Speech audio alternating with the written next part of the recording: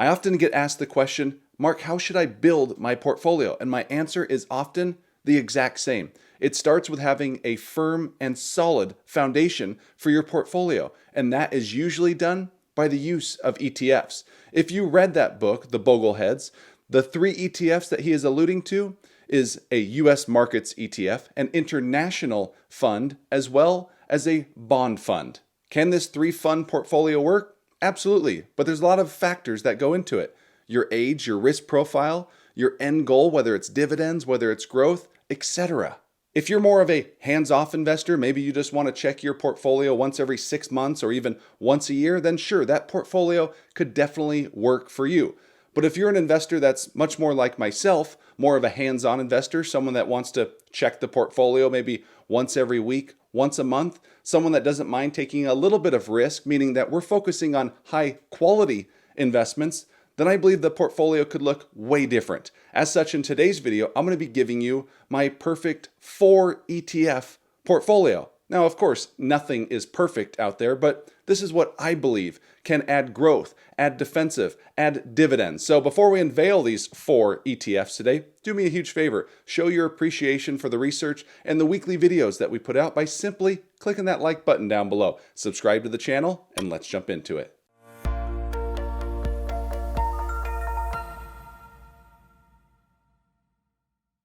Hey everyone, Mark Roussin here, back for another video. As always, I'm a CPA and not a financial advisor, so please do not take this as financial advice. And before we begin, let me thank today's video sponsor, which is the Motley Fool. The Motley Fool has a ton of great resources and products available for investors of all different levels. And right now, if you go to fool.com/Mark, you could sign up to receive their 10 best stocks to buy right now. All right, let's jump back into what I deem the 4 perfect ETF portfolio. Beginning with ETF number 1, which is going to be the Vanguard S&P 500 ETF, stock ticker VOO.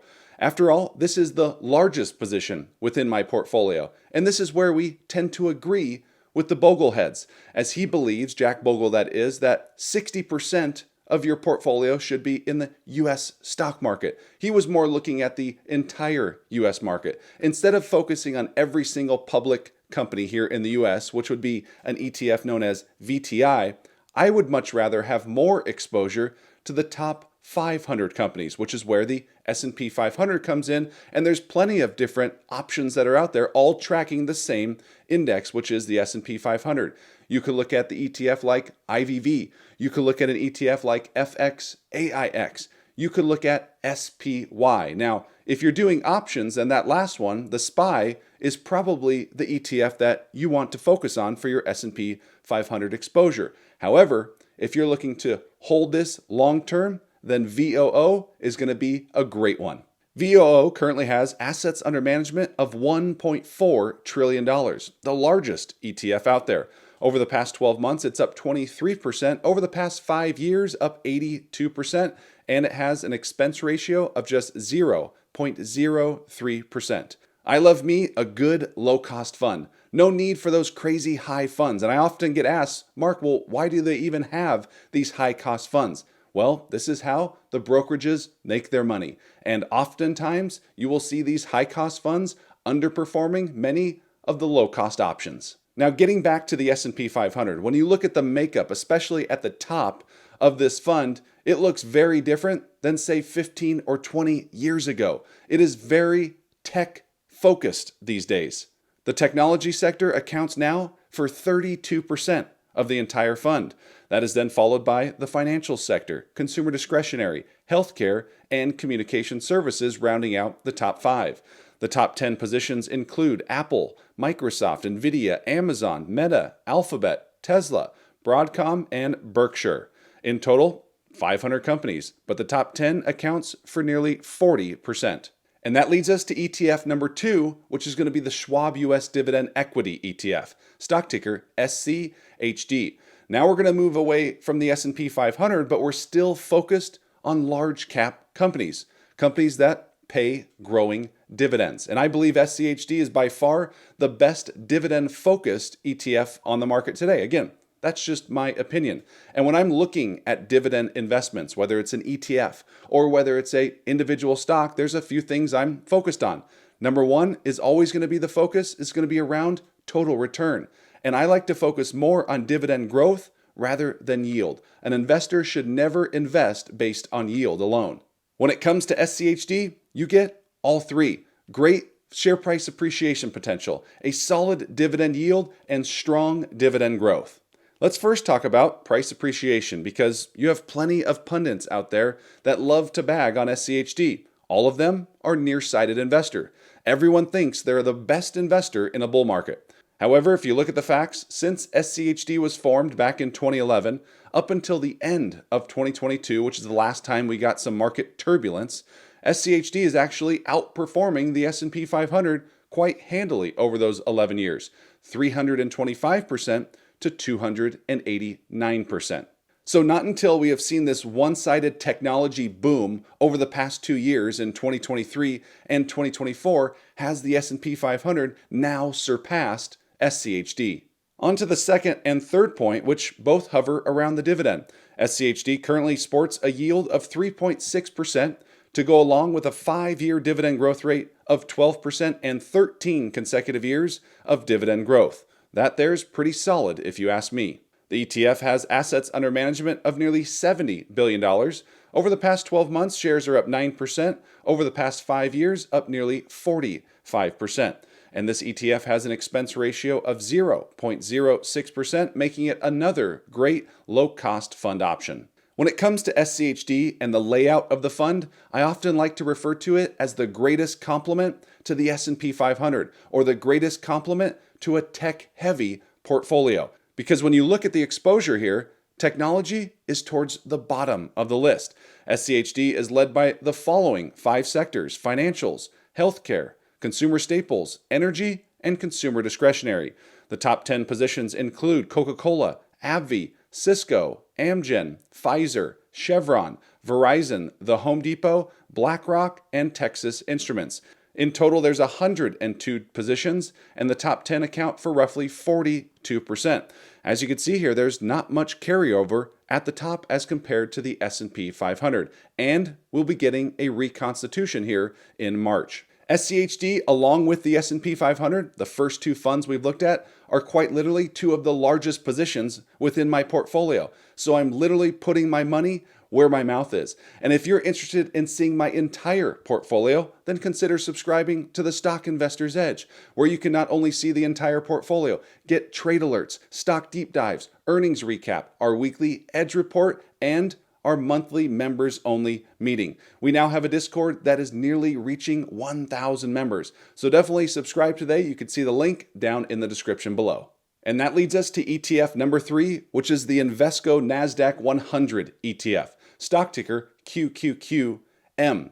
So now you can see that we're returning our attention back to growth, but hopefully you're starting to see how this is really playing out. We are finding ETFs that can provide some pop in terms of growth, but also taking a defensive approach. We still want to be and maintain proper diversification. Again, this video isn't intended to be the only 4 funds that are expected to be in your portfolio.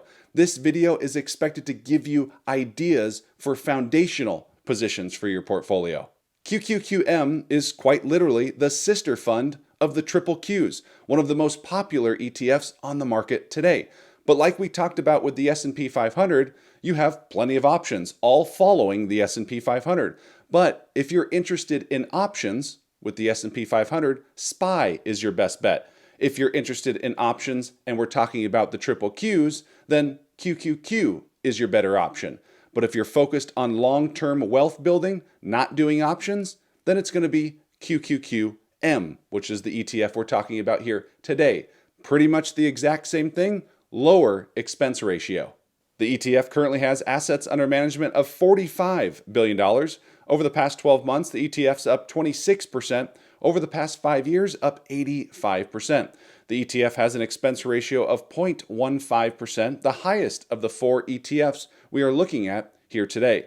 Again, as you will see here in a second when we look at the sector breakdown, QQQM is very tech-focused, even more tech-focused than the S&P 500, which again speaks to the importance of SCHD, which is going to bring down that over-diversification that we might have to technology. Again, if you recall, back in 2022, the technology sector absolutely got crushed. So we want to maintain some balance within our portfolio. As you can see here, QQQM is heavily led by tech, as it makes up more than half of the entire portfolio. The next sectors include communication services, consumer discretionary, consumer staples, and healthcare. The top positions include Apple, Nvidia, Microsoft, Amazon, Broadcom, Meta, Tesla, Costco, Netflix, and Alphabet. The top 10 holdings account for roughly 50% of the entire ETF. So now that we have solid exposure to these tech giants and many other technology companies between both the S&P 500 and QQQM, this fourth ETF better not be heavy technology. And it's not. The fourth ETF is going to be the Vanguard Value ETF, stock ticker VTV. Now, this ETF is not meant to be a high flyer. We have QQQM and, to a degree, SPY, or VOO, I should say, the S&P 500. This is much more of a defensive approach, again helping us diversify our portfolio. Now, we're not going so defensive like the Bogleheads who wanted a large exposure rate to bonds. The traditional 60-40 portfolio has gotten absolutely crushed. For someone like myself that's heavily involved in the markets, watching it on a regular basis, I don't need that much exposure to bonds right now. VTV is a stable compounder, and it currently has assets under management of $192 billion, again making it one of the most popular and largest ETFs around. Over the past 12 months, shares are up 16%. Over the past 5 years, up nearly 50%. So in fact, the performance is actually slightly better than SCHD here in that near term. The expense ratio currently sits at 0.04%, making it another great low-cost option. Value stocks that you're going to find within this fund tend to be much more mature companies, companies that are trading at a great valuation. And in fact, many of them pay a dividend. And as you can see here, VTV has a current yield of 2.2%, a 5-year dividend growth rate of 5.5%, so nowhere near the dividend growth or even the yield that we get with SCHD. But with VTV, they have increased their dividend now for 14 consecutive years. The top sectors include financials, healthcare, industrials, technology, and consumer staples. So we still get some technology exposure, but nowhere near that of QQQM or VOO. The top 10 positions include the likes of JP Morgan, Berkshire, Broadcom, United Health, Exxon, Walmart, the Home Depot, Procter & Gamble, Johnson & Johnson, and AbbVie. These top 10 positions account for roughly 22%, and there are 343 holdings within the ETF. So as you can see there, the top 10 positions don't account for as much as we saw with the likes of QQQM, where the top 10 accounted for 50%. Here with VTV, it's much more broad. It's a much larger ETF in terms of the number of holdings there. So there we just looked at 4 ETFs, what I like to consider a perfect 4 ETF portfolio. But again, nothing's perfect. So down in the comment section below, let me know first, what are your thoughts of my 4 ETF fund? And what would you consider the perfect 4 ETF fund? Let me know down there in the comments. And if you haven't done so, make sure you smash that like button, subscribe to the channel, and we'll see you in the next one. Take care.